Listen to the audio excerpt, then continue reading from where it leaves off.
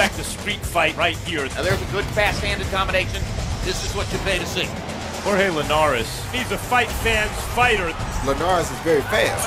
Mercito Gesta, stepping in and firing hard. What a fight! These punches are huge. Oh, my bad. 1 minute. I got to get some more RAM. Pushing my my PC to the limits. This is Mercito Gesta. Mercito Gesta, or is it like, you know, like Hesta, like Yesta? I gotta get that down before Saturday night. But people not really talking about it, but it's a fight or a card that could have two potential upsets. Mercito Gesta can possibly beat Jorge Linares, and Tewa Kiram, who is huge, could possibly likely end the career of Lucas Matthysse and Matthysse. I'm TstreeT Controversy. This is TstreeT Controversy Live with FightView360.com. I'm trying to figure out what's the best point to start. Okay, we're going to go to the blast from the past before we listen to the interview. Please subscribe. All the links to my social media are right down below in the description box. I am TstreeT Controversy. This is TstreeT Controversy Live. And we're going to watch maybe about up until the stoppage, which is about a minute or so. That's enough. That's enough. Please subscribe. Is buzzing as it appears DeMarco has another chance. Linares says, come on in. And the blood is bothering Linares. The blood is flowing into his right eye. There's a real change here, Jim. Yep. Linares is getting hit with everything. He wasn't getting hit with anything. Now he's getting hit with everything.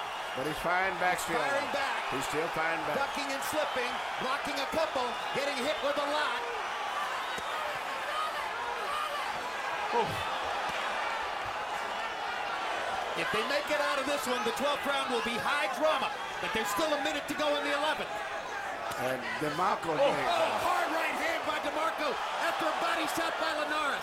Linares' entire face, a mask of blood. He lands a right hand in return and backs DeMarco up. What a round. What a fight. It's become a potential fight of the month candidate. It's one of the best rounds you can see. Linares seemingly badly hurt in the nose with a right hand by DeMarco moments ago. Two amazing shots by DeMarco. How did Linares stay up? It's over.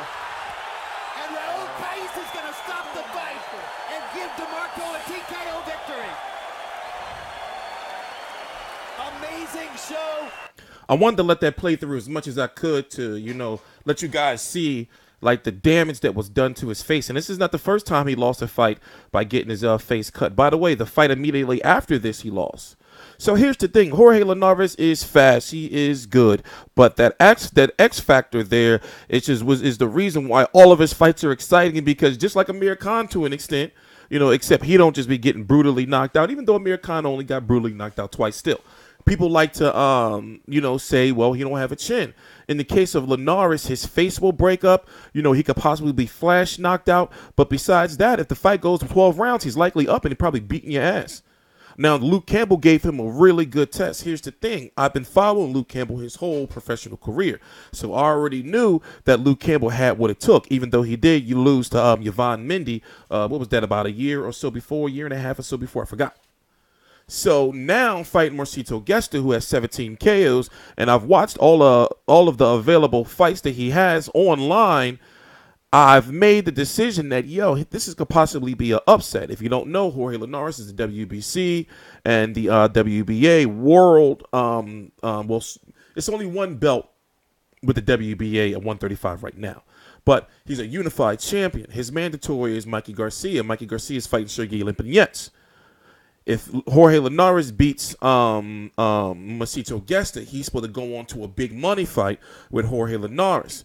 Mikey Garcia versus Jorge Linares is going to be a big Hispanic global fight on an international scale, if you get what I'm saying. So in the case of Mikey Garcia, he's fighting Sergey Limpinets at 140 for a title, you know, and pretty much, you know, testing the waters up there. That's what that Sergey Limpinets fight means, to where Linares is at 135 waiting for that big fight to come on, and it is Mikey Garcia, you know.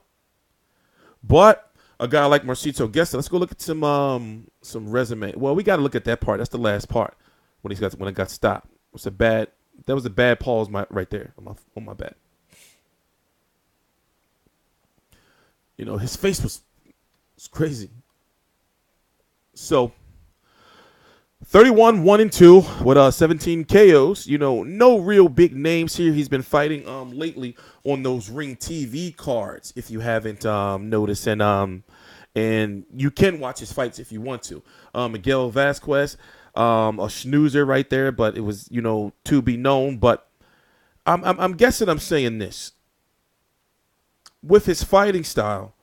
And the fact that he has Freddie Roach, who formerly trained Linares for that fight against Antonio DeMarco, you know, maybe he does have a bit, you know, more of a chance than people are giving him, especially since we've already discussed that Jorge Linares against certain opponents, especially pressure fighters.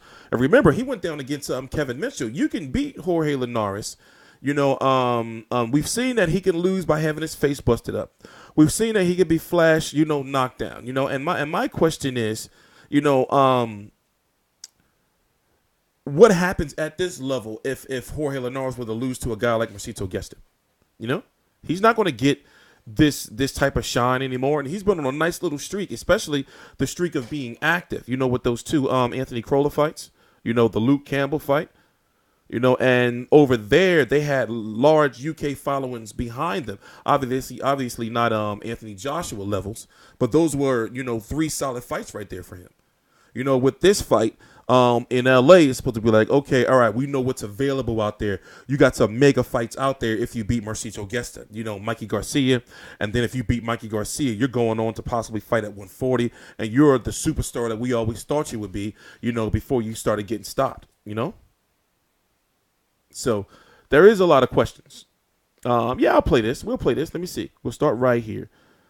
This is what he had to say to Rob from Fight View 360 about what's been going on and his thoughts on Linares' heart and chin. Please subscribe.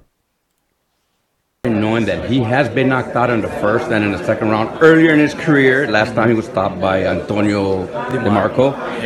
And you do have some power with you. Does that give you a little bit of confidence coming in looking for a knockout? Yeah, it is. I feel like, you know, I have that chance because I know once you tag him in the right timing, I know for sure, because it happened already to him. But it is hard to do that if you're not persistent and know what you're doing. You know, so for me, I just really need to be smart, know when to engage, know when to back against Jorge Linares. Everyone knows how Jorge Linares moves. So for me, of course, I'm looking for a knockout. But if the knockout will come, I want to make sure if it goes to 12 rounds, I also have that score. I also have the points to win. Okay, now so he was under, you know, Freddie Roach training for a while earlier. How much has he changed since he left Freddie? Does that help you, Freddie, knowing him for this coming fight? I think it is. I feel like Freddie, because Freddie knows him, and Freddie gives me some tips on what to do, how to fight Jorge Linares, and told me like what kind of fighter he is, and I think that will help a lot because he worked with him back then, and that's the reason why I'm also with Freddie, and not just because of this fight, you know, in the future fight as well, because I know how Freddie is, and we get along, and with the help of Marvin Samudio, I think I did the right decision. So overall, camp is going great with the wild card with Freddie. Overall, the camp is great. Everything is good. It's just a matter of maintaining the weight and, you know, staying in shape, and hopefully won't get sick because everyone gets sick. Yes. Why don't you tell fans why they should come or tune into this fight or come watch this fight? They should watch. They should come and watch this fight because it's a title fight and it's gonna be the new. Step right there.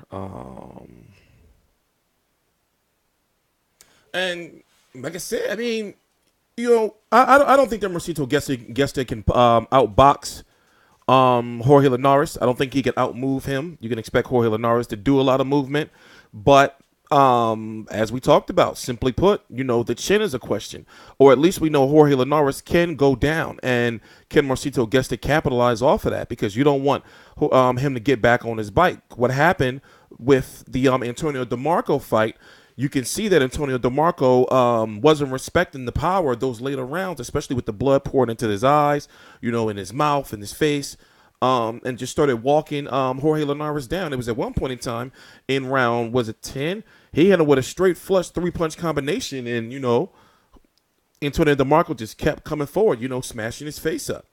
So that's another strategy, you know, they can look at, meaning Gesta, is the fact that Jorge Linares, you know, has a tendency to get cut. Then if he gets cut, you got to think Linares knows shit. I got cut again. So he's going to change up his game plan. You got to capitalize off of that. And then being a pressure fighter, you got to go for the knockout, you know?